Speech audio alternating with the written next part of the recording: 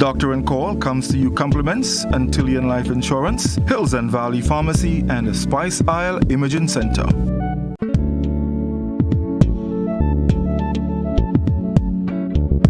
Drug abuse, cancer, measles, diabetes, AIDS, cancer.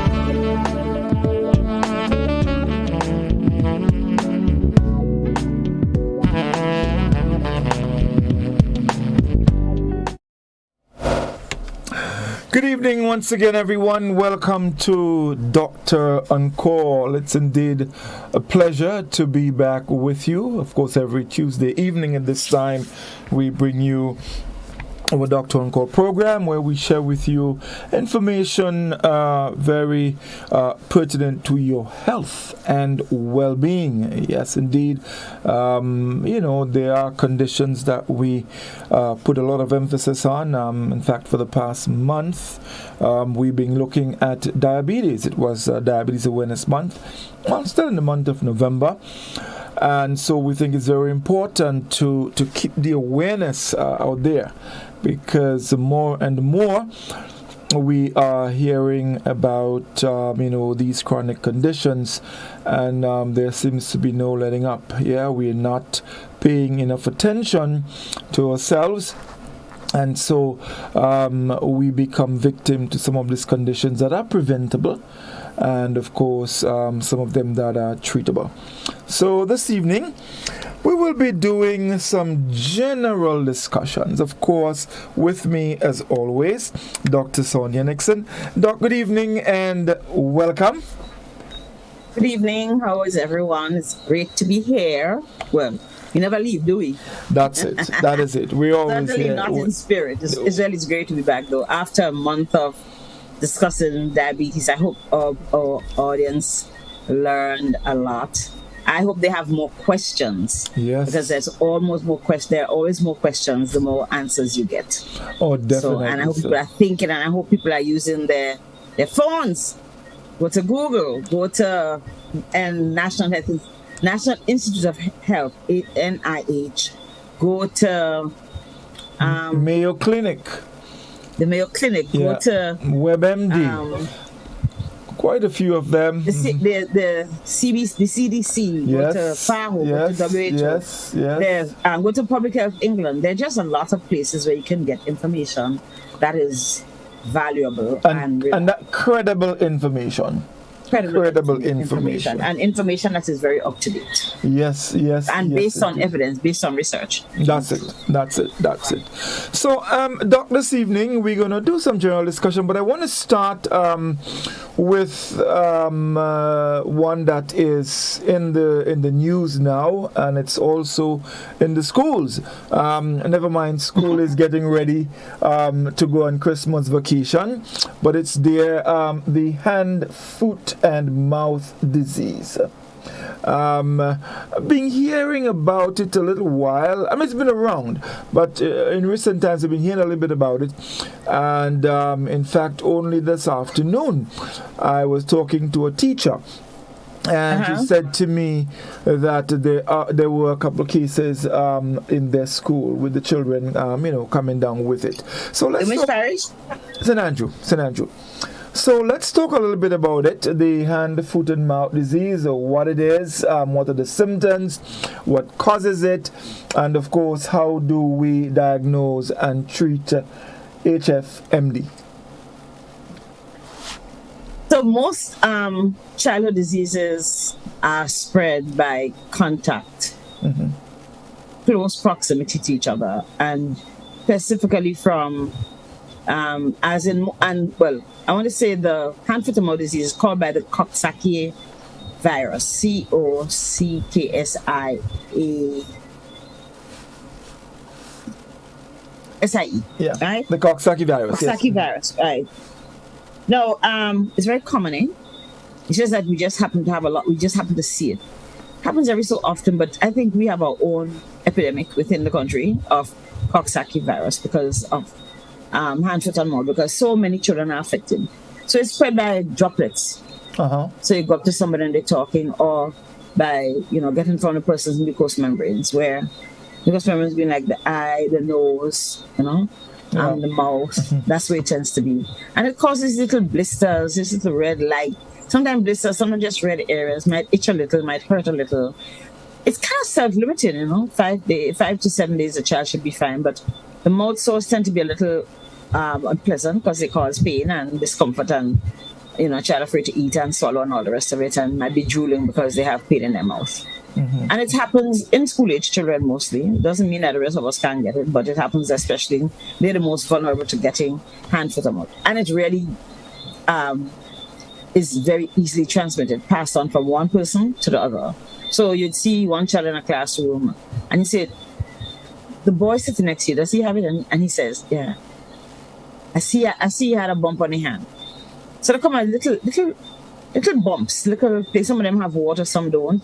Some just red, right? But hand fitting up like a glove for the flesh, around the mouth in particular, and around the ankle down to the foot, might itch a little. So I can tell mothers, cut the child's nails so they don't itch themselves if it itches, right? But generally it's self-limiting and will go away.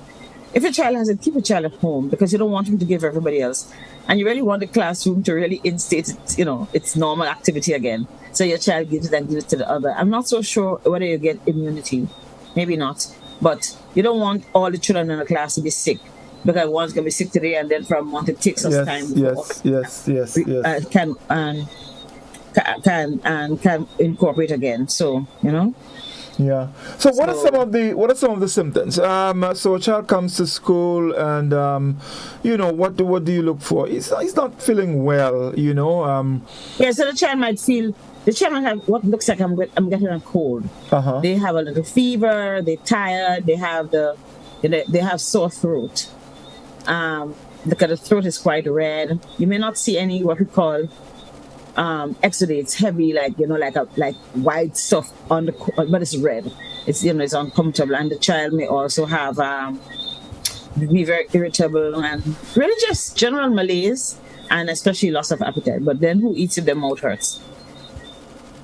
Right.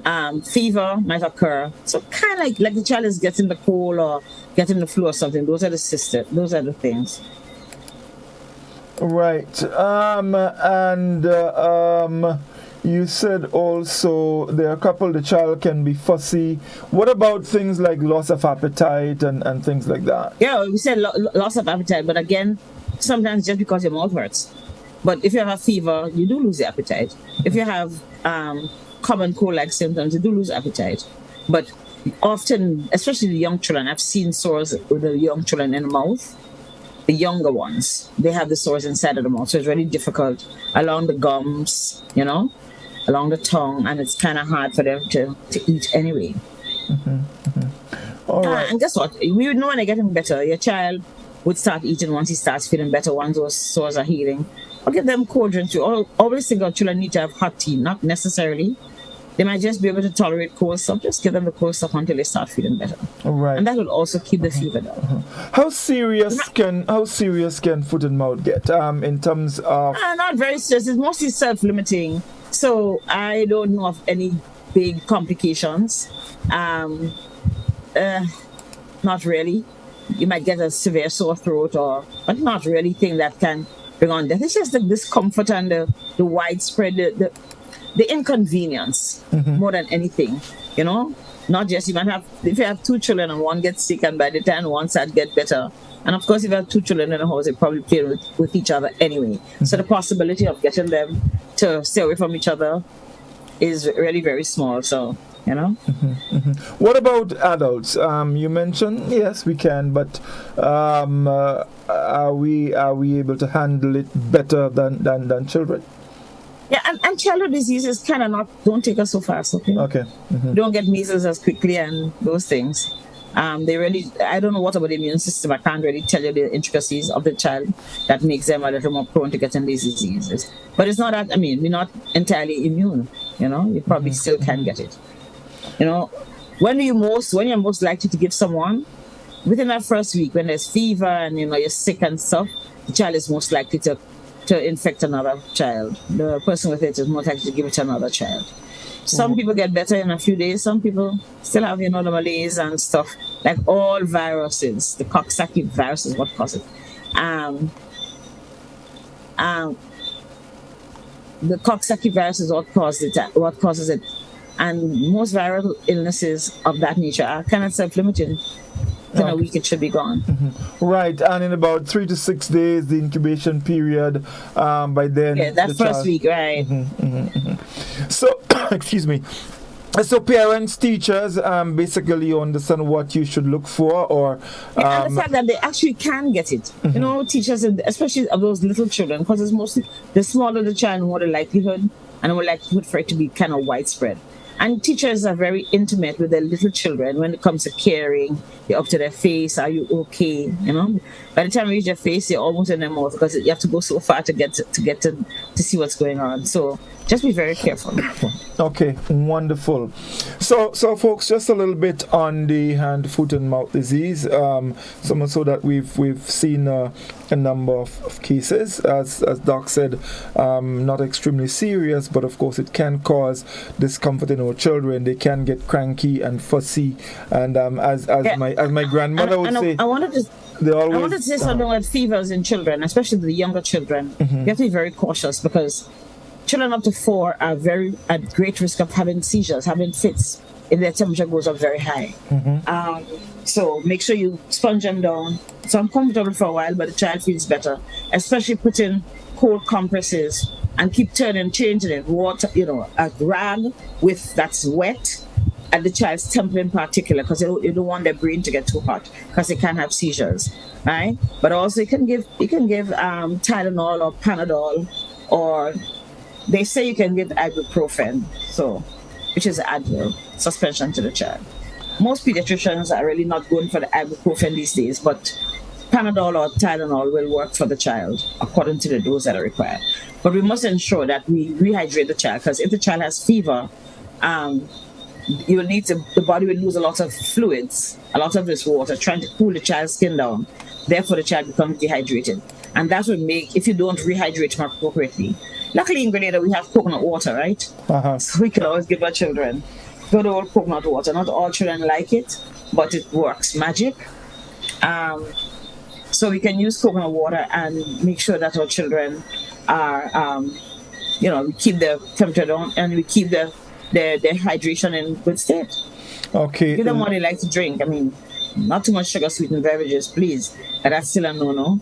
But, yes, give them indeed. something that can be rehydrated with. Yes, indeed. So, folks, we're moving on. As I said, we're having some general discussions, and we are inviting your questions from now. In fact, our telephone line is open. The number is 435-2041. We welcome our viewers on our Facebook page. I see we have already on our friends from Canada, the US. They're on there already viewing the program, and we're happy to have you, as always. So you can post your questions on our Facebook platform.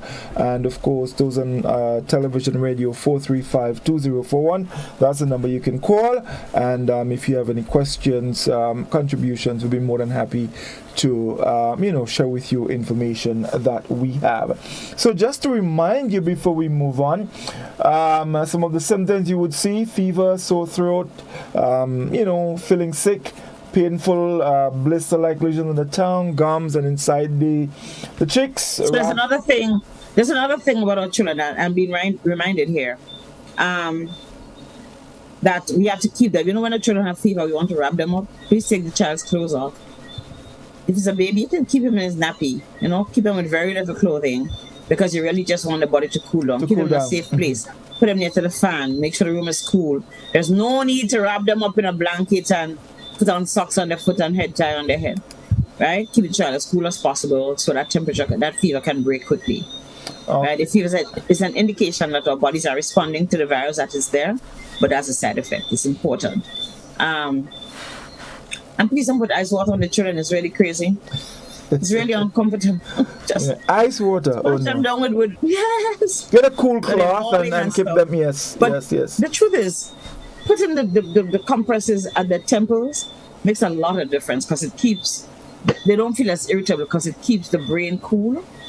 And like I said, it decreases the potential for fits, seizures when you have high fever.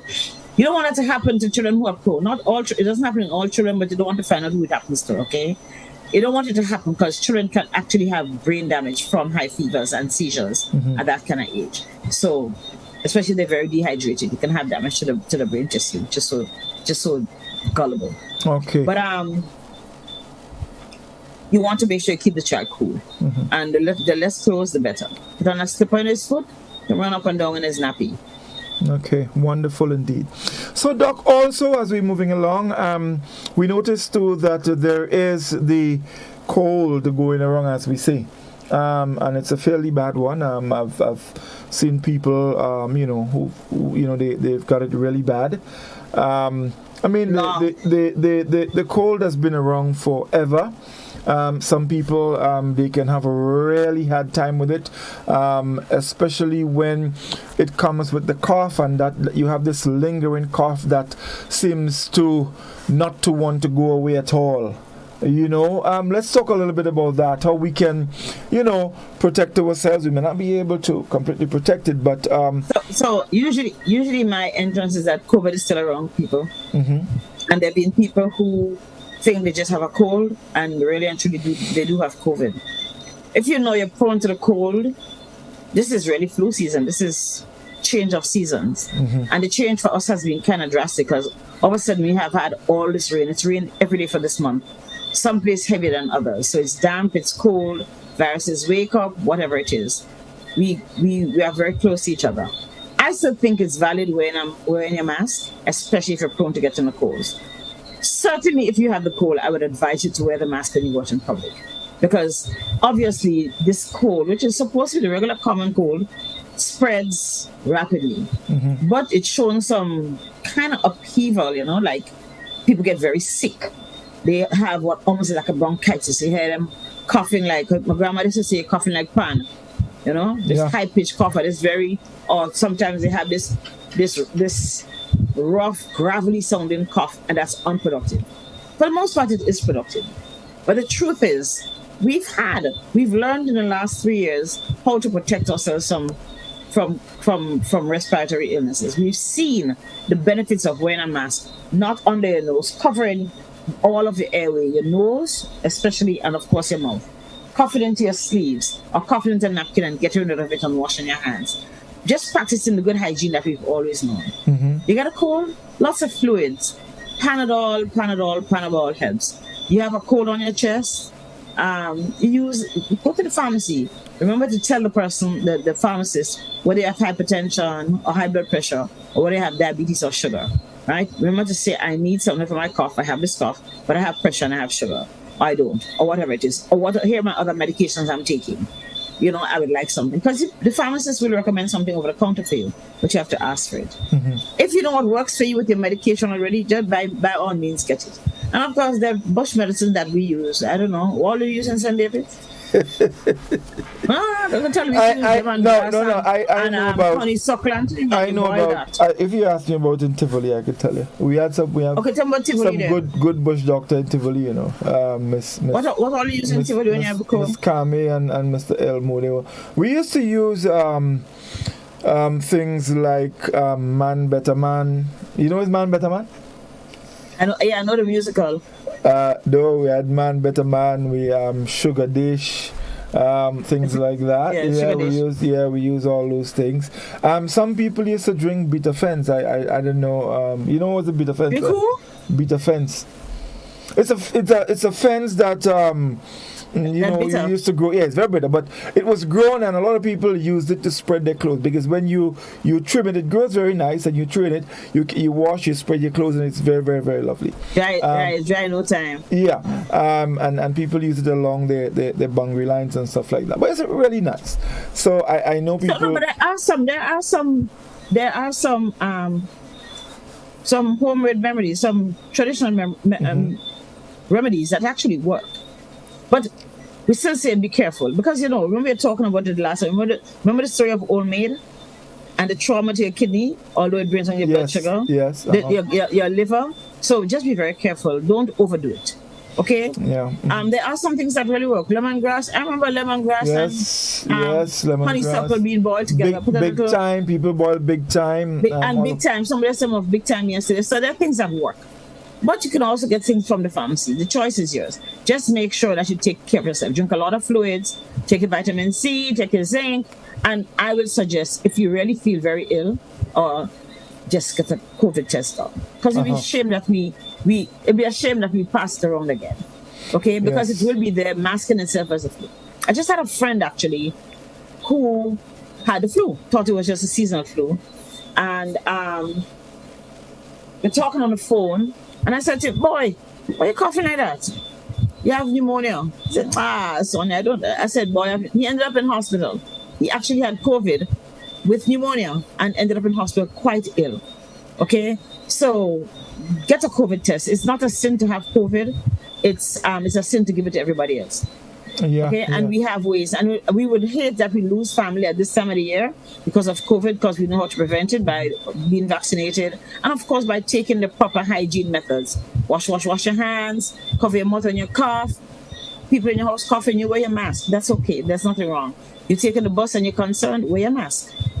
Taking your bus to go to work and you're concerned, 15 of you just corked in a bus together.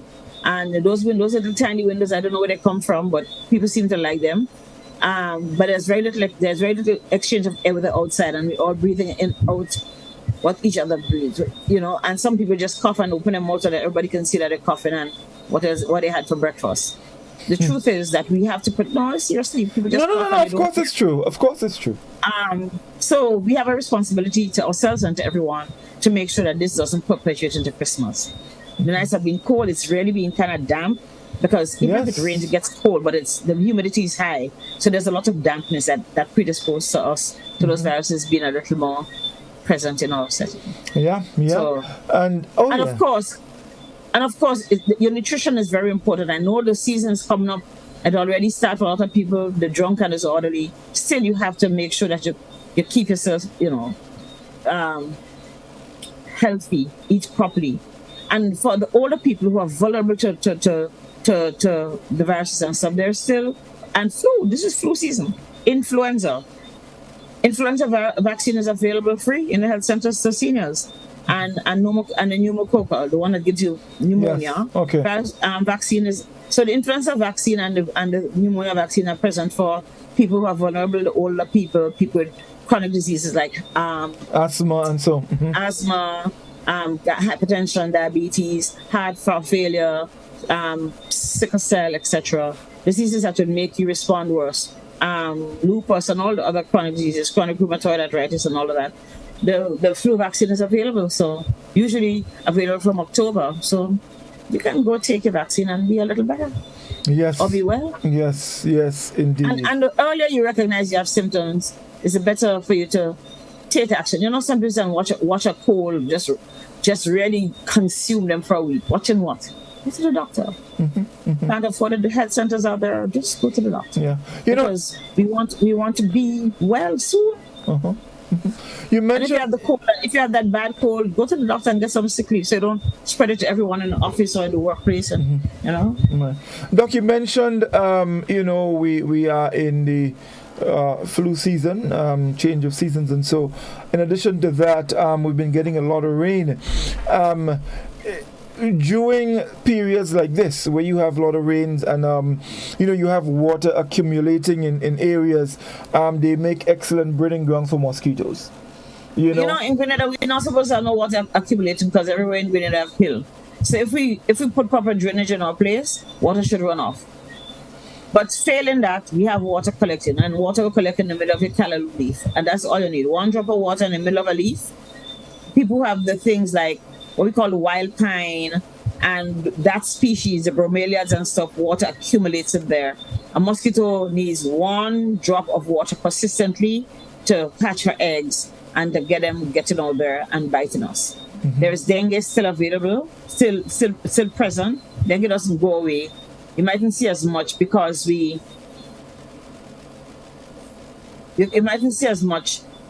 actually have we actually have not as much because the mosquitoes are kind of low. When there are a lot of mosquitoes, there is dengue. Right, and of course, aside from plants and so, it's a good idea for people to keep their surroundings clean. Get rid of empty cans, old bottles, old tins. I know we like to throw tin under the cocoa and all those things, right? If you're going to cut up cocoa pod, cut it up fine, turn it upside down. If you want to put it to form compost and mulch under the cocoa tree, the grass make sure that the water will run off. It doesn't have a dip, so water stays in there. Sometimes we put old pan and stuff, which we don't because garbage is collected at least once a week in every territory in Grenada. So we have no need for putting tins in the drains and throwing styrofoam. Thank God we don't have much of that left, and other things. The truth is that we really should just find garbage bags and put our garbage and tie our garbage. If you have tins, you need to take a cutlass or a nail or something, a knife, and make sure after you open the top of the tin, you also juke the bottom of the tin, so water can't accumulate in there, right? And it's better that you take your garbage and tie them in a bag and leave them outside your house than you just have them strewn, or you go look some what do you call it, gully. What's a gully? A drain, a big old drain in the back of the house or somewhere in the property that you throw it. Garbage is collected at least once a week in most places. If you live in a town in the city of St. George's, garbage is collected every day. If you live in the communities inside, garbage is collected twice a week. So we have no excuse, okay? And then some of us just leave our garbage outside overnight, so dogs and rats and cats and everybody can think. In the community in which I live, the dogs are mostly restrained. And every time my neighbor puts up their garbage, a cat. Okay. I've seen the cat climb up, and the garbage is put up so the dogs can't reach it. The cat climbs up and tears open the sack. So I've asked them, can you put your garbage out in the morning just before the truck comes? Because that cat in the night creates havoc. You go there, and the poor garbage men are always picking up garbage off the ground. But sometimes things get strewn beyond the reach of the garbage man because he's going to where he expects the garbage. But you have a tin that rolls in the drain on the other side of the road. Nobody sees it. It says it collects water, and mosquito finds a perfect haven for proliferating her hundreds of eggs. Yes, indeed, and we know, what mosquitoes can cause. So, we have to be very careful. It's Christmas time, and we're all caught up in everything else. Except in most cases the things that are most important. Yeah, so let's pay attention to all of these things. Doc, let's take a short break. When we come back, I have a couple of questions I'd like to throw at you, for some discussion. Stay with us, folks. We'll be back with you in just a moment.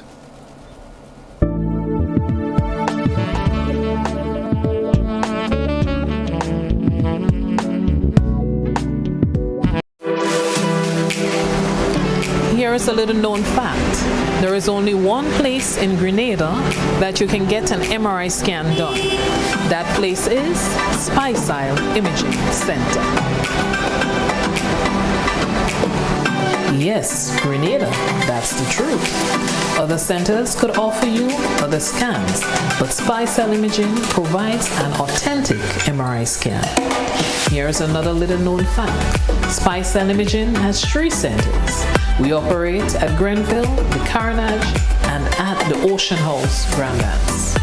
We provide the widest range of laboratory tests and services. CT scans, x-rays, mammograms, ultrasounds, and a host of other services.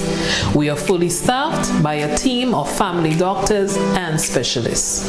Call us today at 444-7679 or 406-1500 or visit any of our 3 locations. Spicile Imaging, from seeing the doctor to getting lab tests, scans, and pharmacy services.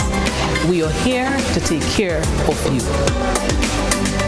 If there was ever a time to keep and stay healthy, it's now. We at Hills and Valley are here to help you take deliberate steps to maintain your health. We stayed true to maintaining the most comprehensive rates while stocking the widest range of medicines and health devices, including personal protective equipment. There are so many benefits shopping with us. You get great savings through discounts for senior citizens and reward cards for loyal customers. Ask about owning yours today. Visit us at Halifax and Grenville Street, St. George, Jubilee Street opposite the Grenville Bus Terminal, and at Hillsborough, Carrico. Our wholesale distribution on Halifax Street also stocks the widest range of pharmaceuticals. We are with you on the hills and in the valleys. We are Hills and Valley Pharmacy. Believe in our strength, we'll stand by you. Protection from all perils, big and small. Reassurance we give, it's so clear to see. Peace of mind, that's our service guarantee. We look after all our family. Yes, we do at every opportunity. Antillean Group, underwriters of all classes of insurance solutions for your protection and investment. Live well financially. The Grenville Cooperative Credit Union introduces its new digital platform, managing your finances at any time from anywhere. As a part-time student, balancing work and studies can be a real challenge. But with GCCU's digital app, these worries are no more. My parents can now remotely transfer funds to my account and I can check my balance at any time, giving me the freedom to achieve my goals. My days can be long and tedious. With this app, I can ensure my loan is paid on time, transfer funds to someone else's account, and check my balances. I don't have to rush to do business during my lunch hour or after work anymore. With this app, I can request checks to pay my suppliers, letters for my business transactions. I don't have to leave my farm to go stand in line. The Grenville Credit Union digital platform. It's convenient and secure banking right at your fingertips. Download the app today from the Play Store or App Store or call 442-8602, 459-4325 or 416-8467 for further information.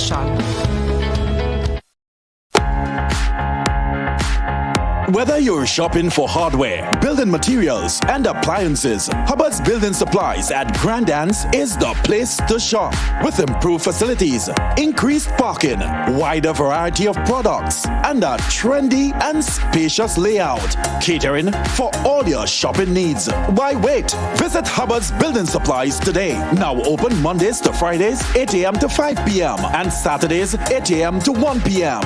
Hubbard's. Quality service, affordable prices.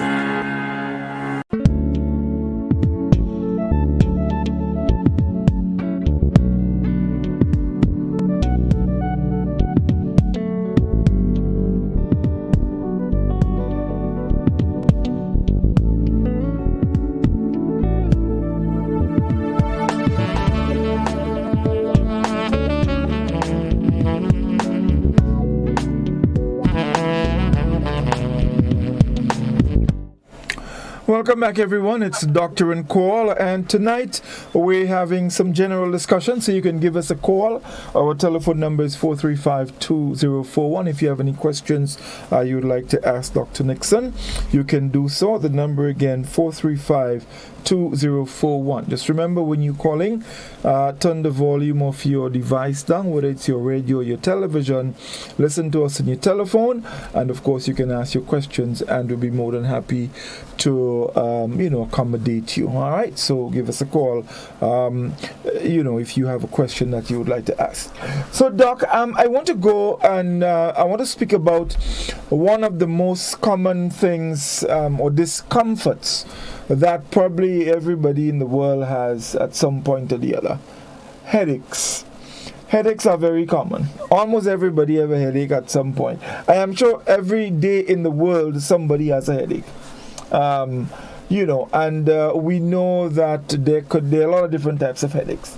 So let's talk a little bit about that. When we speak of a headache, your head hurting you, what is actually happening? A lot of things. A lot of things. So headache is pain in the region of the head, okay? Mm-hmm.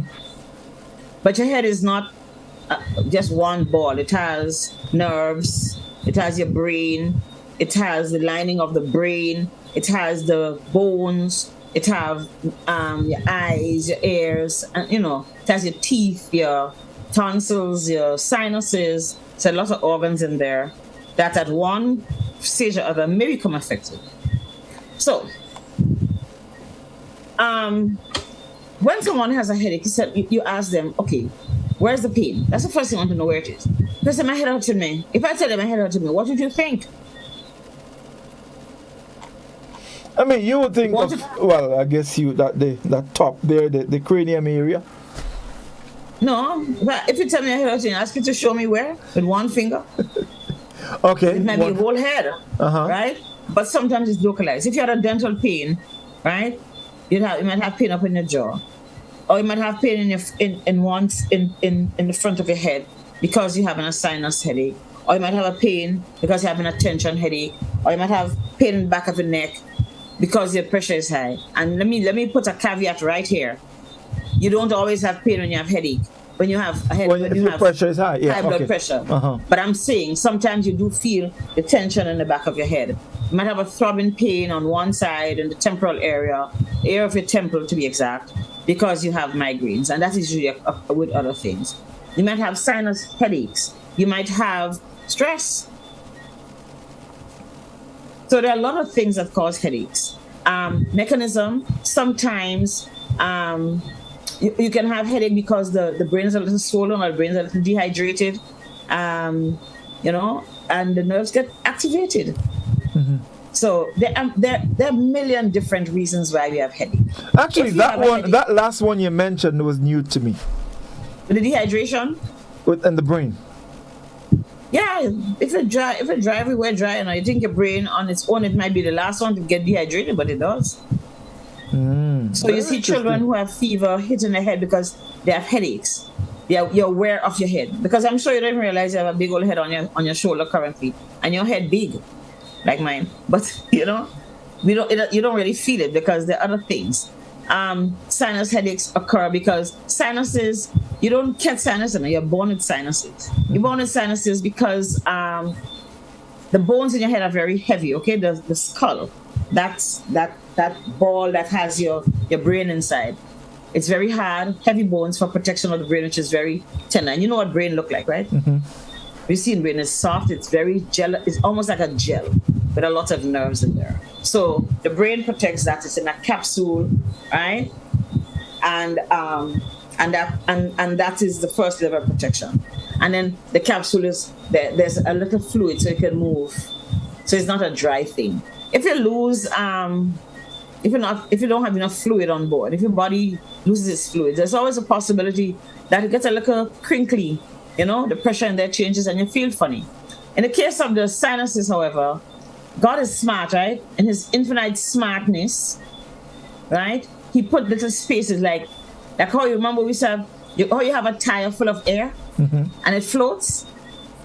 If it doesn't have any, if that same tire don't have any air, it sinks, right? So it puts these spaces in your brain, in your skull, here, and at the back, right? And at the back, right? Up in the parietal and at the back, right?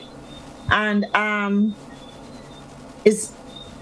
they're filled with air, and then they're lined with the same kind of thing that lines your nostrils. So it have the little hairs that take up all the fluid, and they're moist. The day, and every so often it clears out. No, but the reason why you have these little spaces in your head, in your skull, is so that your head don't feel heavy. Okay. Once you start to understand and say, Lord, my head feels so heavy, I can hardly keep up my head. People tell you that. My head feels very heavy. Simply because fluid accumulates in there and the spaces get clogged. Okay. So the fluid can't come out because of all the inflammation.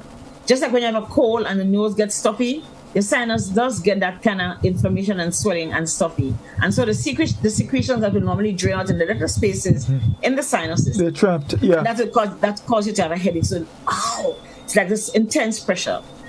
Or you can have a pressure a pain that is stabbing. It might be local, it might be localized.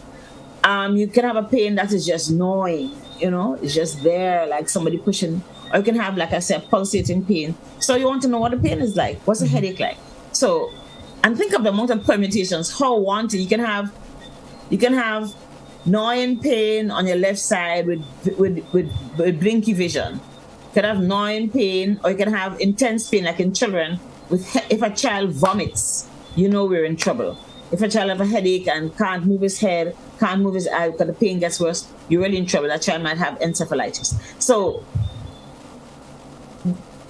talk about headaches is a myriad of things. I will tell people now, first of all, here in our environment, you feel you're having a headache coming on, start rehydrating yourself. Okay? Start drinking water, coconut water, taking back in fluids, because despite the rain, it's still hot enough. Mm-hmm. I went out yesterday out of my office for I walked to the corner of Hillsborough Street from my office. Walked briskly, went to the store, spent about 10-15 minutes in the store, went in the supermarket, spent like 10-15 minutes and walked back to my office. And I felt like I was outside for a week. I got out and I felt very thirsty. I'm serious. I came home and I was useless to myself because I'm sitting on air conditioning in school. I get out in this hot, humid air and my body has to adjust to this, right? I go back and I drink a little fluid, not nearly enough. I was dehydrated. I came home just exhausted. Mind you, I walk to the store and buy something and go to the market and buy something and go home. But it's dry and my body fluids start getting loose. My body gets into the rhythm of taking care of itself, making sure it keeps itself cool, right? But you have to rehydrate first. Okay. If you're not accustomed to having headaches and you have headaches, kind of figure out what it is. Are you having blinky vision? Are you vomiting? Are you dizzy? Are you having sore throat with it? What is it you're having? Do you see things on your skin? Whatever it is, Right. Because sometimes a headache is just an indicator that I'm getting a little fever. When you're having a fever, for example, what happens? Your blood vessels dilate, right? To cool you down. And it raises the pressure inside your head. So you get a little headache with that. Once the fever goes away, that goes away. Okay. All right? Okay, so there's a lot of mechanisms, but if you're having a headache and it's not characteristic, or if you have a headache and it's been coming on and on, go figure out what it is. Right. So, Doc, before we continue, let's go to the telephone. We have a caller on the line. Dr. and Call, good evening. Good evening. Is this Dr. and Call? Yes, it is. Good evening, caller. Go ahead, please. Turn the volume up a little, please. Okay, I'll just walk away from it. Yeah. Are you hearing me better? Yes, we're hearing you now. What a question for Dr. Nixon. Sure. Dr. Nixon, someone has a case of severe sciatica, damage to the sciatica. Yes. Does that problem go away? Is it treatable that it can be you could get over it? The sciatica is the bane of some of us. The pain that we have. Sciatica refers to pain from the sciatic nerve, which starts from the lower spine and which comes all the way down to your foot. So you feel like you don't have foot, you don't know where the pain is, right? So you cannot figure out what is causing me to have sciatica. Often people who have had injury, because it usually starts at the top, at the origin of the pain. So if you had back injury or if you're having arthritis, people who have malignancies and the bones are falling apart, who have cancers, like bone cancer or who have secondaries like people with prostate cancer and other areas and a spread to the bone. Or sometimes just as the mechanism that basically you have a column, almost like chicken, right? Almost what chicken back look like, right? And that thing that runs through the chicken, and some of us call a worm, that long thing is the spinal cord. The sciatic nerve comes from the lower part, really low part of our back, okay? And emerges from the spinal cord and comes through a little space in the buttock muscle and comes down and takes care of the movement and the sensation and stuff. But if you're pinching it, and I keep saying, when you have a short circuit at your house, light goes, or not light goes, rainfall and the wire gets corroded or the wire break, the light goes and so the electricity doesn't go the way it should go. In the same way, that's kind of what happens, because nerves really conduct electricity, okay? And if you have short circuiting, it creates pain. because nerves like the peripheral, the nerves, what we call the peripheral nerves, the ones that's on the outside and stuff, take care of the muscles and stuff, take care of movements and sensation. They feel pain, they feel pressure, they tell you how you're oriented in space, whether your foot up in the air, it's on the ground, whether they're on the side, whether you feel something is touching your foot. But if the nerve gets squished or pushed, one, you'll have pain.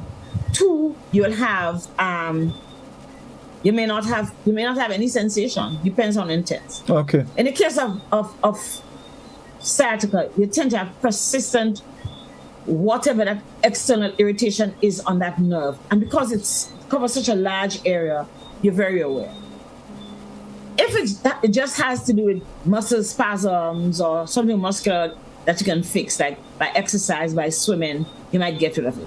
But for the most part, sciatica tends to occur where you have already some damage to the spinal tract or something, right? And it tends to last. Are there ways? Yeah, analgesics, swimming, exercising, making sure you don't have muscle contraction on top of whatever bone challenges you have.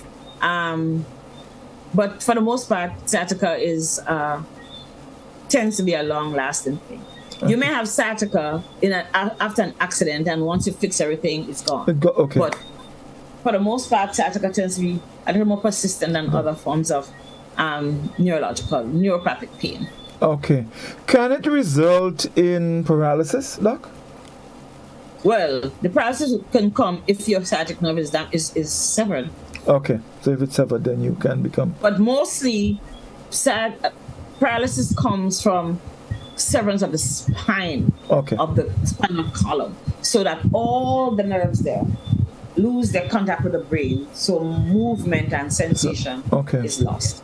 So if you have severe sciatic damage, you may have some limitation in the movement and the sensations. So I might pinch you, but you feel like I'm touching you gently, because that's called paresthesia. It's not exactly what's going on.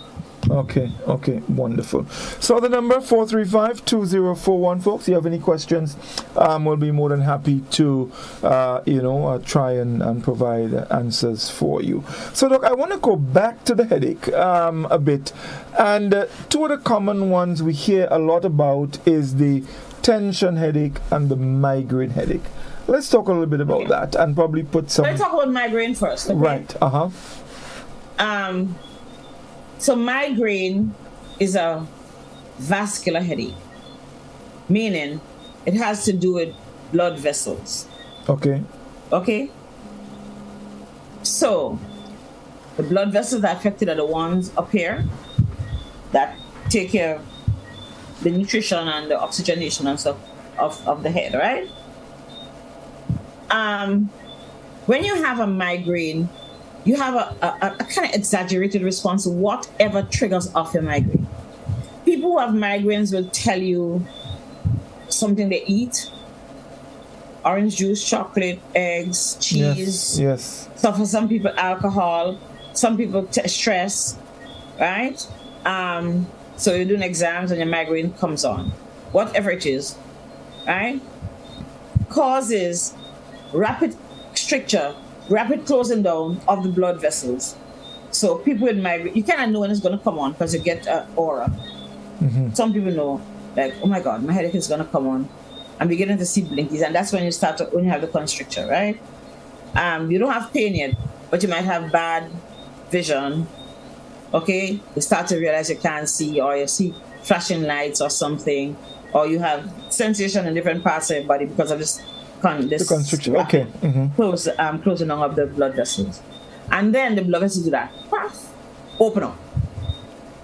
So what you feel for the 3 days you might have your migraines is just the pulse. Mm-hmm. But your blood vessels are so widely dilated, right? You can't even move your head because every movement makes it. Where do you feel a migraine? Usually in the region of the temple. That's where it happens for most people. Usually on one side, it may jump from one to the other, or it may happen in both. It tends to happen more in women, younger women, and like I tell you, around the period, because you have that kind of hormonal influences that changes the width of the blood vessels, right? Mm-hmm. Sometimes you vomit because there's just so much of that pressure in your head because of this pulsating thing. Vomiting tends to relieve the pain a little. Yes, you find that if you lie in the dark and there's no noise and you cover your head and put cold compresses, that might help the blood vessels to close on a little and the pain is relieved. There are medications. Some people can manage with the regular analgesics, not so much Tylenol and Panadol as something like diclofenac, Cataflam and Voltaren and aceclofenac and those kind of drugs. And some people need the other ones, the higher end drugs. Those drugs usually are kind of reserved for people who have really very bad migraines, and so they decrease the intensity and decrease the onset. How if you have a migraine every month, it might happen every 3-4 months or 5 months. So that's migraine. And usually you find it's you and your sister and your auntie and your mother and your brother, but it tends to happen more in girls. Okay. What you did mention. Headaches. You did mention, there are some things that can bring it on. Trigger. Yes, and I know quite a few people that do have that, and there's one individual in particular, red wine, and they've determined that it is the tannin. Alcohol, but red wine is very. The tannin in the red wine can actually bring on, can cause that. So it's important. But you have tannin in tea. Yeah, but I'm not sure. You're the doctor. I know red wine can trigger for some people, but cheese, and we forget cheese. Yes, dairy products, yes. But chocolates, very, very, very, very common trigger. Why is that so, though? Maybe the tannin in the chocolate. Okay. So, one of the things that works for some people, but you have to be early when you have the constrictor, is coffee. Coffee helps to alleviate the pain. But there's nothing like going into a quiet room and making it dark, using blackout curtains and sending your children way out in the country so you can't hear. You can't even imagine that you're hearing their voices making noise in the house. And sometimes our young girls do have bad migraine, but also remember around the period time when you have that, some women will get migraines. Okay, wonderful. Let's talk a bit about the tension headaches. What's a tension headache? It's exactly that. Get stressed. You get stressed, your blood vessels might dilate a little and you get a headache. It's more frontal. Yeah, okay, I was about to ask you. And it happens more in women. Because all the stress is all. But I find it's the other way around. Or they don't get no headache. And that's the thing about men. We have a way of hiding these things. I guess that's why we end up being in more difficult situations. The Undertaker stretcher. When we're ill, because we tend to be the more mature type. And you have a headache, so that's all right. I would handle that. I can handle that. Yeah, but you can, and men might. You can also get, this is tension. It comes around like a band. Cluster headaches tend to form around here, and there's some people who are going through severe stress, and some people don't have no reason. There's no reason why they have it, and it causes a lot of pain. Visual problems is really, really intense. Cluster headaches happens mostly exclusively. Right. There is something called cluster headaches. I just tell you cluster headaches. You did? Yes, I've just talked about cluster headaches. Oh, so the cluster headaches are those that we spoke about. So earlier, you did mention that sometimes if your blood pressure is elevated, you can have a headache. Not all the time, but sometimes you can have a headache at the back of the neck and so on and so forth. Yeah, what you get is a kind of like a stiffness at the back of your head. But please don't wait until that happens. Please don't allow that to happen. We have too many others, because sometimes by that time your pressure is so very high, that you are really in a hypertensive crisis, and it takes a longer time, and you put you at greater risk for getting a stroke. And a stroke is basically breaking off one of the vessels in your brain, right? So you really shouldn't let your pressure come and say, I don't have no headache. That your job when you have, or your responsibility when you know you have high blood pressure or not, is to not test your high blood pressure, because high blood pressure will test you wrong, badly. Don't dare it. Don't say, I don't have no headache, my pressure is high. You can have a very high pressure and don't know. I met a lady once, I was just not very long out of medical school. And she came back, Doctor, check my pressure for me now. So I went, I was working in another jurisdiction. So I said, come sit down there. Sit down for 5-10 minutes, check her pressure. So the maximum a spade can go to is 300, right? It was beyond 300. I could still hear her pulse, right? Okay. Her diastolic, the lower blood pressure is 170. 170. 170. Your blood pressure should be 120/70. That is the normal. Hers was whatever that other top number was, and the bottom is 170. I said to her, I'm sending to the hospital. Oh, I said, I'm not asking you, I'm telling you. I'm sending to the hospital. So I'm going to call the ambulance and send her. When she gets to the hospital, everybody's scared. Because I think people don't understand. You may not feel anything, but you're at great risk because your brain cannot contain that pressure. Your brain is a closed place. The only people who don't have totally closed brains is baby, where they still have the mole open until those bones fuse. Gives the child a chance to grow and get the brain to grow and the kid to grow until a certain point where, we're good. We're okay. We can close up now. But 100 and whatever, 300, 400, who the hell know what the top was, but the bottom was 170. I said, nah, let's do this again. And it was high, right? She actually said, I've been joking with this thing because I've been having high blood pressure. I know it's very high, but because I don't feel no how, I haven't been paying attention. So I'm glad you sent me to the hospital, But that's how it goes. You don't have to feel anything. She wasn't feeling anything. She just wanted to check my pressure for me because the clinic was right there. Okay. Wow. Doc, let's you have a caller?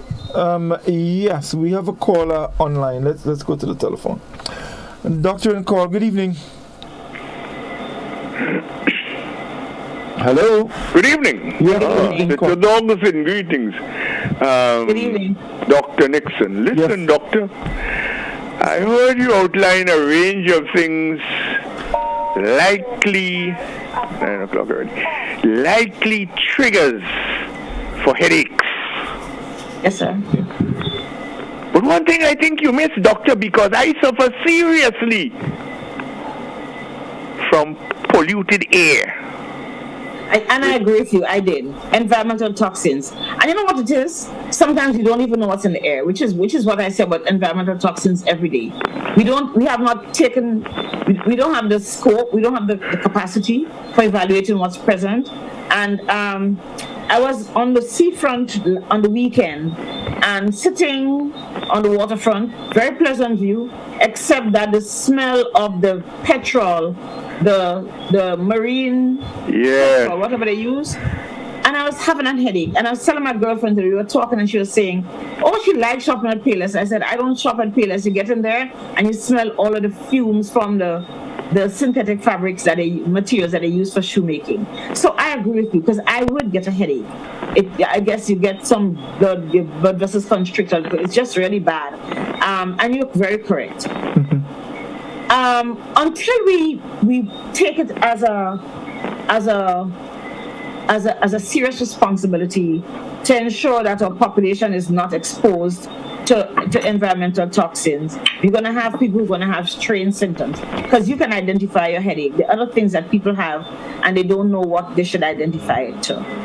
We also have a responsibility within our leadership to ensure that our population breathes clean air every day. So I hope that is something that is being looked at. That is why, Doctor, just to end here, that is why I think we should start the campaign to prohibit the burning of materials, whether organic or inorganic, in public. We don't need a campaign. There's a law that you can't burn stuff. Well, everybody know that. but there are laws, Doctor. Laws for everything in this here country, Doctor. There's law. When I say a law, there's law about burning of stuff. If you are going to burn a bunch of bush, you have to ask the fire chief, can I burn this lot of bush or can I burn a load of coals? You have to ask. I remember one guy telling me about my mother's anatomy, and I told him that he couldn't burn it. He was almost catching people's houses afire with the mango leaves in the summer, in the hot sun, in the wind, blowing all over the place. I have seen my friend's house that was covered with shingles go up like a shingle roof. I'm serious, his house burned in 20 minutes because somebody decided to burn mango leaves. It's the sun, the crepe of leaves, and the weather is fine, and the breeze starts blowing and takes 1 or 2 leaves up to the man's shingle house and kills his house. In 20 minutes, there was no house left. Right? So just to make a final comment, Doctor. Yes. When we ask the police, or inform the police that we're going to burn, and of course with a license from the Ministry of Agriculture, people sitting in their offices and do not feel, do not smell, do not inhale, do not get a clear manifestation of what is happening. This is unjust. It is easy for them to sign a paper and say, all right, go ahead and burn. But what of the people who inhale the smoke? This is what I think the campaign should move towards eliminating, because it is a very, very serious public health problem. It is. It is. Thank you very much.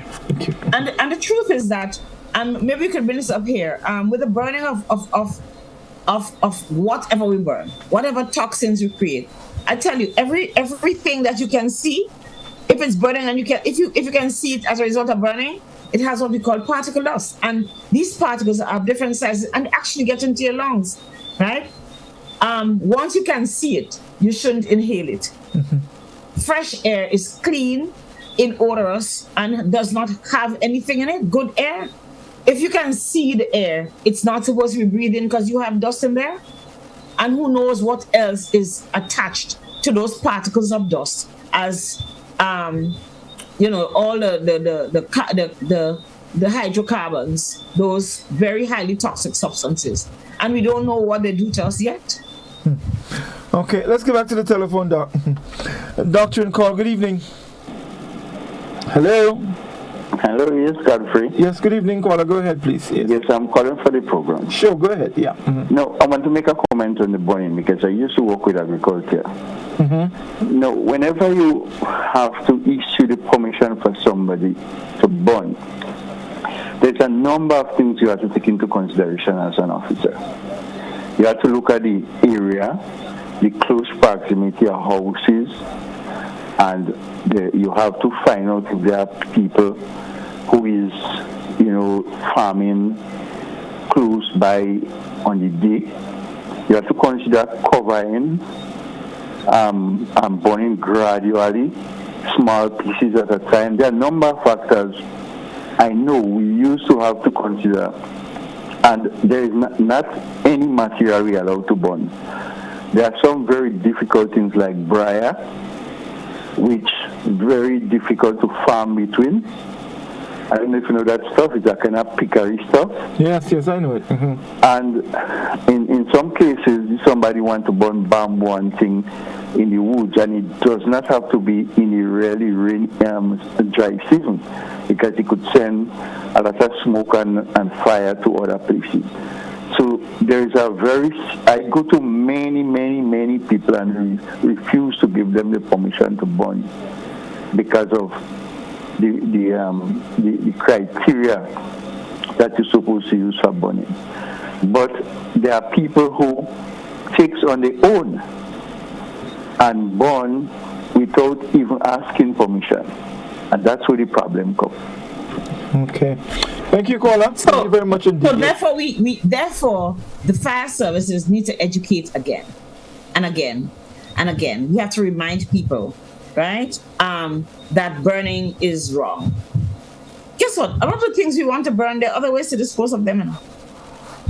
Remember that. Mm-hmm. There are other ways to dispose of them. So we need to consider burning is probably easier. Cut it up in a corner, you put it in a drum pan or whatever it is, and you light a match, put like a kerosene and light a match and it goes. Sometimes it simmers for days, is there smoldering for days and days. I've had challenges in the night, people burn stuff, and I'm inhaling, and it's toxic because you feel sick, it smells bad. You're not supposed to smell clean air. It smells badly. It's there. It's repugnant. The smell is, and you get a headache. So, and especially if you burn like the hydrocarbons, plastic, ordinary plasticware, household plastic, that we put in a drum and we burn for days and But there are other ways to dispose of the things that we don't want around us. The solid waste management say if you have white waste, that's what you call it, right? Yeah. Those big the white goods, yeah. You call them. And if you don't know, you can pick up the phone and say, I have XYZ. How do I dispose of it? Some of the things we can dig a hole in our land and cover it back in. Well, anything that comes from the land can go back. But I'm talking about some of the stuff that we have. Yeah. Excess paper. We can learn. We've been told every day how we can do composting and stuff. But the things that we want to dispose of, it is better that we let the professional dispose of it. One of the things I've seen here that we have not taken seriously yet into consideration is the disposal of batteries. Oh, yes. So when you go into the big stationery stores, Staples and stuff, they have boxes where you can put your old batteries in and they will dispose of them safely. That's one of the things I'd like to see happen because we use a lot of cheap batteries, so they finish quickly, so we use a lot, right? And people just put them in the garbage. That's a challenge to our environment. Yes. Okay, 435-2041. That's the number you can call. Before we go back to the telephone, let's just take our final commercial break and we'll come back. Stay with us, folks. Don't go anywhere.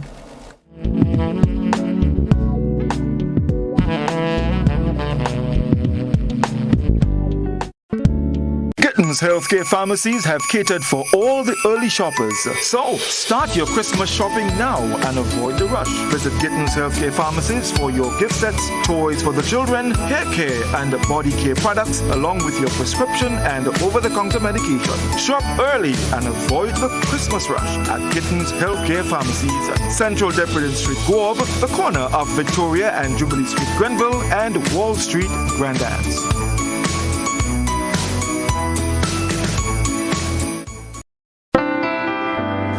For over 80 years, we have been the trusted friend you relied on for comfort, support, and guidance. At Lacroix Brothers, we continue to provide the professional quality services you need when a loved one passes on. And now, for your convenience and added financial ease, we offer specially designed funeral packages for only $6,000 VAT inclusive. Special conditions apply. As you plan ahead, we have removed all enrollment fees for our burial society. This offer ends December 31st. Enter your loved one into eternal rest. Visit Lacroix Brothers Funeral Home for greater choices at the lowest possible prices. Select a package that brings added comfort to the entire family. Serving you from locations in St. George's, Grenville, and Carriacou. Telephone 440-2302. Call us any time of day or visit www.lacroixbrothers.com. Lacroix Brothers Funeral Home, continuing a proud Grenadian tradition of excellence. Believe in our strength, we'll stand by you. Protection from all perils, big and small. Reassurance we give, it's so clear to see. Peace of mind, that's our service guarantee. We look after all our family. Yes, we do at every opportunity. Antillean Group, underwriters of all classes of insurance solutions for your protection and investment. Live well financially. Here is a little known fact.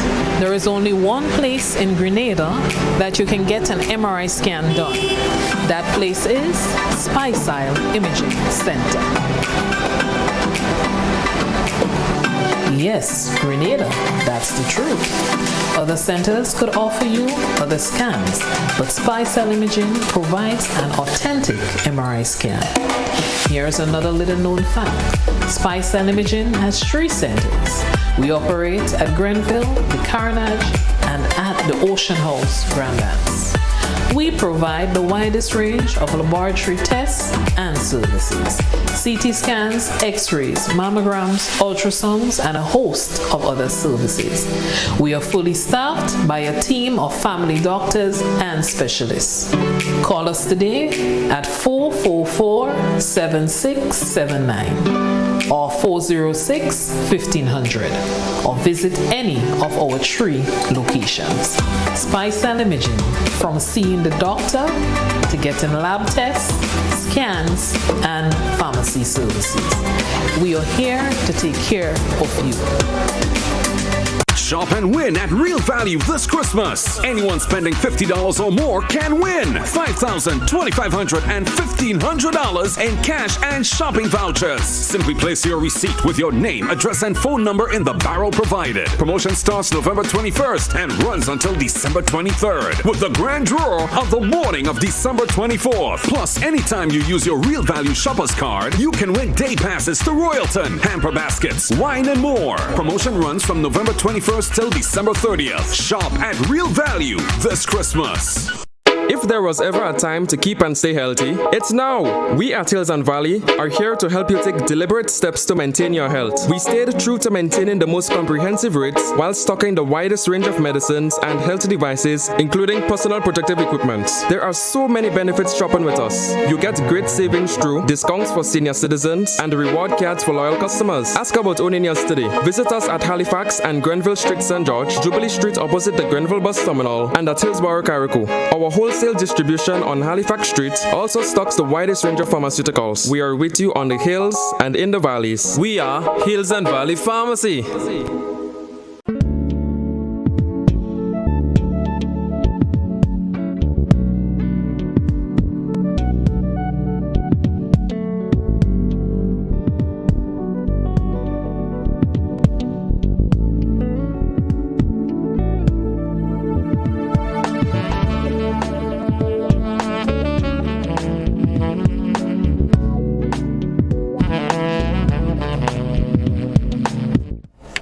Welcome back, everyone. It's Doctor on Call. General discussion this evening. And of course, our telephone line is open. You can give us a call if you have any questions. 435-2041. That's the number you can call. So, Doc, maybe one of the final headache I want us to look at quickly, post-traumatic headache. Okay. Post-traumatic headache means that somebody's had injury to the head and they get headaches. So if you're having, you mean immediate post-traumatic headache? Yes. So, okay. What kind of headaches? I'm going to look at 2 things. Within the first 6 weeks of having I just hit your head and everything fine. I remember this guy hit his head, a very tall man, getting into a bus, went on a tour, went abroad, and he got into a minibus to go visit a site, and hit his head. And he walked on it, I'm fine. And 6 weeks' time, he's out. Have a look at headache? Nah. But he have a headache, right? It turned out that he had a brain bleed as a result of that trauma. Okay. Right? But, so you can have pain. If you hit anything, it's going to swell. If you hit your head, you might have swelling of your brain, swelling of the meninges, which is the things that cover the brain, right? You might have a little bleeding in there, okay? So you would get headache. If you have persistent headache after you've had trauma, always consider that you might have a little bleed that doesn't really make any big sense, or you just have a scar. If you bruise yourself, if you cut your hand, it fixes back with a scar, and that's going to cause persistent pain. A young man, well, he was young when I first knew him. He was involved in an accident one Sunday afternoon. So picture is the guys from Belmont decided to go on Grand Anne's Beach, right? Right? And they had to cross the wide road. Let's say they all come down on the side by Wall Street. and they have to cross the wide road to go over to Grand Ansa. Nobody paying the mind. There's no roundabout. There's no traffic coming anyhow. And they walk across. Perhaps one of them get hit, has a head injury. Right? Has a head injury, really bad head injury, is hospital for months. They're teenagers, they're adolescents, right? Hospital for months. And he never is able to achieve the milestones of other adolescents, especially, you look at academic and employment. Just getting ahead, skills. So he basically lives home. Family is basically comfortable. He can afford to be cared for by his family. But you want to also self-actualize, right? And he starts having, this is probably 25 years later, he starts having, he had some, you can see he walks a little different because he had this injury. And he starts having headaches. And starts becoming very irritable. And starts having headaches. And becoming irritable. And it gets worse. And just, his mother was very gentle and very good with him. He just don't have patience, and he cuss and he go on and he, just. And she says, "You got to." I said, "Come, let me send you to a CAT scan." The guy had 300 mils, a big glass full of fluid in his brain on the side because of this long-standing trauma. It irritates and it leaks fluid. There's fluid. That's just the normal, just like inflammation. He goes, I send it to the neurosurgeon. He goes to the neurosurgeon, open his brain, check out the 300 fluid. He actually came back better than I'd known him. Go to the gym, walk jauntily, have girlfriend. I kid you not. Yeah. Totally different person, right? So when we have post-trauma, we have to think about a lot of possibilities. I was actually going to talk about the fact that we consume and drive. So I think Grenada is a place in the world, in the whole wide world, where we have most vehicles on the top every weekend. I don't know how all they do it and nobody in dead. Not all because of them. I don't know how they do it, but I tell you what. Maybe we have special angels and look at us and just flip the van and the bus and the car and stuff, and nobody gets severely injured, okay? God be praised. But we still conduct motor vehicles under the influence, not only of alcohol, but of cannabis, which slows us down. Okay? Or fatigue, which slows us down. Since alcohol is so available to everybody, anybody can buy a drink of rum or a beer or a bottle of beer once they have the money in their pocket to acquire it. And there's always alcohol you can get because you always know somebody who have alcohol. Okay, it's the most available beverage probably. I want to ask all our drivers to be very cautious because sometimes the accident you cause doesn't really include you. It includes that woman who's driving her 2 little children, or the grandfather who's taking his grandchild to school or home from the beach, or the grandparents who are coming home from their grandchildren's birthday party, or the gentleman taking his pregnant wife to the hospital to have a baby, right? And they end up getting the tragic end or the severe end of the stuff. The young men who ride motorcycles and even bicycles, wear your helmets. It's not fashion, it's really safety. I wish I had a picture to show. Once you start drinking, by a third or fourth drink, you should not go behind the wheel because by that time, your vision is already impaired. Your cognition, your ability to figure out who am I doing what is right, who am I doing what is wrong. You just don't know yourself as much. Start losing that. Your reflexes are severely down. Okay? I'm going to ask. The season is coming, and we probably have a little more money because some of us get the pension money. If you don't want to do it, I can show you. Check me. Or find a reliable investor. But I'm serious because people have money and they spend foolishness and buy all kind of crap. But no, sorry.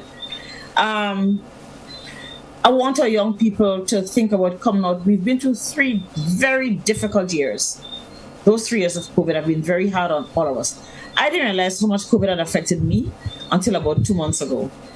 Being isolated, the whole economic downturn for me and everybody else. I don't go very many places, but the loss of freedom. So I might not go on a beach when I could go on a beach if I want to. But when that got taken away from me, it became hard. It was almost like being incarcerated and I didn't do anything wrong. Okay? Mm-hmm. I know we all trying to make up. Let's take our time and make up. We have a lifetime and a longer lifetime if we're cautious. If you had a L mark on your car a week ago, you're not ready to drive fast at Christmas. Promise me. I promise you that. Those of us who've been driving from we're teenagers 40 years ago know that we're still learning to drive every day because every day the road change. You can tell me from now to the cows come home that you've been driving for the last 40 years.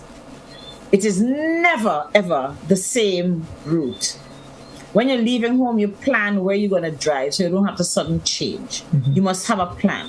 But you must also plan, how will I deal with any situation that can occur in my route? Mm-hmm. I drive to work every morning, and if I had a cam in my car, I could find at least 3 transgressions on the way to work, on my 7-minute drive to work in the morning. Well, I mean, the thing, Doc, is you might be traveling the same route, but every single day, the situation is different. Every instant is different.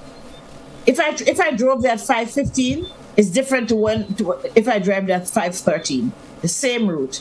I meet different drivers. I'll tell you something happened to me the other morning. 2 adults. It's a Monday or Wednesday morning. I'm driving on the Carnage. So I come out of Burns Point, and it is an Osprey morning. It's a Monday. So I expect a lot of people to be there who come down from Carriacou and who's going back to Carriacou for work and whatever reason. Okay? So I expect traffic. I know it's going to happen. So I start driving slowly for my come around Tourism Authority. Okay? Drive slowly. I get to just before that pedestrian crossing and I slow down because there are lots of vehicles on the left of the road. I actually see there is nobody on the pedestrian crossing, but I slow down because there's vehicular activity ahead of me. I saw a man walking along by Tourism Authority who crosses the street in the middle, and as I'm about to move, because the vehicles in front are gone, appears on the pedestrian crossing in front of me. He doesn't take the pedestrian crossing from my left where I'm looking for him. He crosses the street, literally, just on the pedestrian crossing, literally behind my car. Right. I drive a left-hand drive car. But because I'm approaching the pedestrian crossing, I look. Because I'm expecting foolishness to happen, I move off slowly. If you are inebriated, you cannot. Yeah. That judgment, I had to brake so quickly, and I braked, and my handbag, my things, my phone got left in the car because it fell out of my bag. The point is, we have to always be prepared for the event because it's waiting to happen. Another lady did that of me in front of on Melville Street. There was a vehicle parked, and she just. It wasn't even a pedestrian crossing. And it was 65. Yeah. So if you're inebriated, if you're drunk, you cannot prevent those accidents. You have to be in a space. And I really want to see all of us who are here today, here in January after the silly season. I'm not telling you not to have alcohol. I'm telling you not to try to empty the vats. I'm telling you enjoy one drink today so you can be there tomorrow to enjoy another. And if you're going to drink and really lose your senses, you can't drive a vehicle because the vehicle has no sense. So 2 stupid things can be on the road at the same time. Yep. Okay? Yep, indeed. You have to be responsible. And that is not only for the young people, that is for older people as well. Right? If your kids are going out, you figure out how you get them there. Right? And make sure that you can get them back home safely. Because I'd hate for some of us. There are so many vehicles on the road, and everybody think they should be the one up at the front. No, you can't be. If there are 100 cars in front of you, you're number 101. And it's going to be like that until the road goes wherever it is. Yeah. So let's be very careful.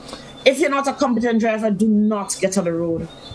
right? If you don't have patience, don't get on the road. There's a lot of things we can do in St. George's without driving. We can walk and do a lot of our businesses without becoming frustrated. Pedestrians, I'm going to ask as well to take care of yourselves.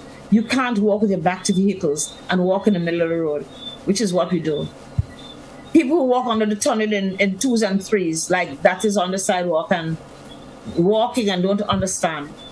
Although I want to congratulate whoever it is, I want to thank them for fixing the lights under the tunnel, because I couldn't see under the tunnel without my sunglasses, without even when I'm not wearing my sunglasses, up to 3 weeks ago when they fixed it. So I'm very happy that they've done that. One, because we have visitors who come, and most of the visitors who come to the island are old people. They can't see in the dark tunnel. But I'm going to ask people to walk in single file. You walk with your kids, you put them in front of you. If there's 2 adults, one in front of them, one behind, and you teach them how to get through the tunnel, because it's difficult for drivers and pedestrians to use it at the same time. But we can use it, and we can use it safely if we all cooperate. Pedestrians on the road, please don't just walk across the road like that. I'm really not responsible for you. Nor is any driver responsible. Be careful. Teach your children. I see people just stepping out to their phone in their hand, they're dragging their children with them. No, take off those phones when you're walking. We're not that important. You know, interestingly, folks, we've gone on quite a bit about all of these accidents, and just to come back now, to put it into context, because when these things happen, you can end up with post-traumatic headaches. And you can end up with, so there's a thing called TBI, and I want to talk about it a little, because we're going to see more and more of it in our young people. Traumatic brain injury. Trauma, injury that occurs as a result of trauma, accident to your brain. You get a hit in your brain, you get whatever. Whether somebody hit you in a sledgehammer, a big stone, or you have an accident. The brain is where everything happens, so you can become brain dead. But there are people who are physically okay, but have injury to certain parts of their brain. So if you hit your left side, one thing is going to happen. If you hit the right side, you hit the back, you hit the front, different things are going to happen. But your life is going to change. What happens to a lot of our motorcyclists and a lot of our motorists, they get frontal lobe damage, the frontal part of your brain. But that's the part of your brain that makes all decisions. That does all what we call executive functioning, right? Should I drive on the left? Should I drive on the right? Should I speed? Should I not? Right? Am I going to go to the girl? Which girl am I going to go out with? You know, I have to do something for my mother. Should I do it before I go? All of that. That helps you to make decisions. Usually develop between 14 to 16. By that time, you should be able to, be competent in making decisions. And it has to do with impulsivity. And I've seen a few people with severe traumatic brain injury who simply cannot function, who require care, who become, especially their sexual functions, how they behave sexually, they lose inhibitions. So they'll do groping and touching and stuff. What you lose is your whole future. You can't go to your house if every girlfriend you meet, every girl you meet on the street, you're going to touch them and be inappropriate to them. We don't want that to happen. We also don't want us to have challenges with more and more of our young people having traumatic brain injury. You lose your life. I mean, you're just there. Somebody always has to take care of you. It means that your whole family situation gets upset because now your family has to find somebody to take care of you full time. We don't have traumatic brain injury centers where we can say everybody's going to live in this place and you get professional care. Your mom might have to leave a job. What if she's the only income earner and she don't have another family? So there's a lot of challenges with this whole issue of traumatic brain injury. Let's make sure that we are all safe drivers, and safe drivers also need to check their vehicles, okay? Because that's just a machine is not going to tell you when it's not working. It's just going to stop work on you. Let's make sure that we all are safe drivers as possible. We all as safe pedestrians as possible, so that we don't have to do all those complicated issues, limb loss, visual loss, whatever it is, and having traumatic brain injury, which is going to become a bigger and bigger problem if we have more and more accidents. Okay, so folks, we spoke of a couple things this evening. We started with the hand, foot, and mouth disease in children, mild, but it can cause some levels of irritation. We spoke about the headaches and the common cold as well, and so we just want to impress upon you the importance of paying attention. Paying attention, minding your business, doing what you're supposed to do is very important, because if you don't, it can impact your health, and your life can change, as Doc, explained in detail. One of the beautiful things I like about having Doc on the program with me, you get so much examples, so much experiences that she's had with different people, and how they've had issues and all of that. So don't think that you're indispensable. Don't think that nothing can happen to you. Don't think because you're 6 feet 3 inches tall like me and have some size, you can't go down. Yes, you can, and you might be surprised. The smallest thing can take you down, like a mosquito. Can take you down. So we have to pay attention. We have to mind our business. We have to take care of ourselves, because if we do, then we'll be putting less strain on our health system, and it would mean therefore that there will be more resources to put elsewhere, which can also help us to live better lives. So everything is so well related, so well connected, that if we just take a little time off and pay attention, and just think about these things critically, we'd realize that our lives can be so much better just by paying attention and minding our business. We're getting close to the Christmas season. Well, we are in the Christmas season. Please, folks, remember your health is important. And as I said last week, you don't want to just enjoy this Christmas. You want to enjoy this one next year, the year after, and all. But to do that, you must be careful. You can't go, as Doc said, and try to empty the alcohol vat, or try to eat a whole ham or too big fruit cake. These are going to result in complications for you. All right, so let's pay attention. That's all the time we have this evening. We thank you for your calls. We thank you for staying with us, and of course, we look forward to being with you next week Tuesday again on Doctor and Call. Doc, any closing words as we wrap for this evening? So, as you know, it's not very far already. The parties are starting. Please remember our seniors, and please remember our children. Let us not leave our seniors unattended and leave our children unattended. And let us remember that there is no excuse for stopping your medications if you have chronic diseases, hypertension, diabetes, because you want to take a drink. That's right.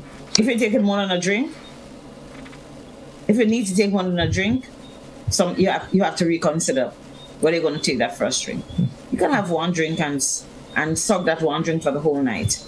Okay? If you're drinking two drinks and still having food, you're eating too much. But it is important that you check your sugar, your usual routines, your little exercise. And we're going to talk about this again before Christmas, right? Definitely. Definitely. We certainly want people to remember, start preparing yourself that, yes, I will go to the party. I will have one drink. If you have one drink, you can't eat the potato salad and the rice and peas and other things that they serve. Okay, you have a little bit of meat and some food. You have to keep it balanced. Remember to check your sugar. Remember to check your blood pressure. And please do not leave your children unattended and go to party and light candle in the house, because I would not have any compassion for any person who leaves their children and they burn in their house. Okay, there's no compassion to be meted out of people. Yes, if you can't find someone to say, your baby, stay home. There's a next party next week. Oh yeah, there will always be parties. If your friends want you at party, then you take turns babysitting your children. Your children are not going to be left unattended because you want to go. Be nice to Miss Mildred next door. If you and your neighbors are good friend, you might watch your children one night so as a young person can go to a party. You will not leave your children unattended, nor your seniors. You drag them to the hospital and leave them at the hospital, especially in the season when families are supposed to be together. Right. Doc, thank you so very much again. Remember, folks, I'll be back with you tomorrow evening. We've got our open line release it program. You can call and release whatever is on your mind. We're looking forward to hearing from you. All right, so thank you again for staying with us, and of course, do enjoy the rest of the night. Have a good one. All the best.